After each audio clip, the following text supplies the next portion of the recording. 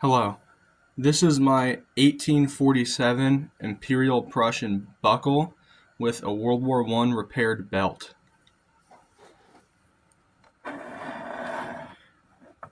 You can see on this side the repair rivets.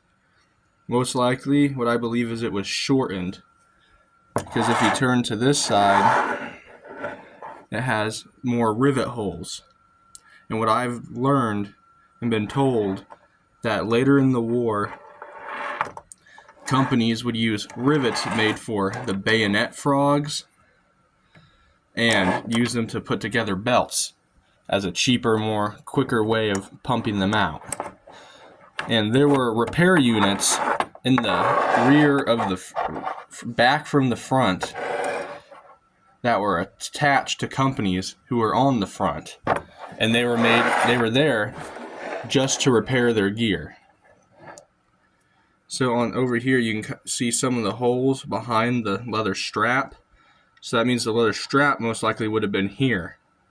And then it got damaged. The guy came back injured or dead. They took his gear. And then they must have had thread on hand. And they stitched a new piece on to shorten the belt. And if you look over here, if I turn it around,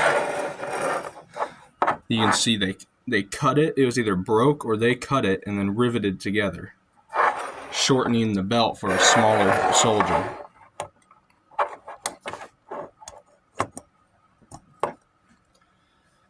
This is the belt buckle.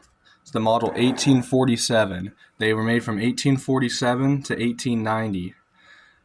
The way you can tell that it's not an after 1890 is because they had many different models.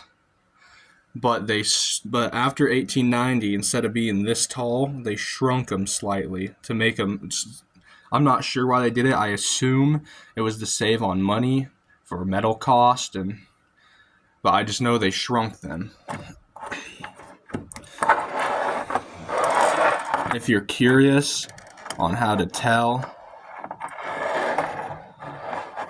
it's pretty delicate leather. I don't know if you can see in there. You can see those brazing holes in there on how it holds the front decoration on. There's a website I use called a Collector's Guild, if I remember the name properly, and it has every known model of Prussian belt buckle. That's how I identify them. If you have any questions or know anything I missed, please leave a comment. Thank you.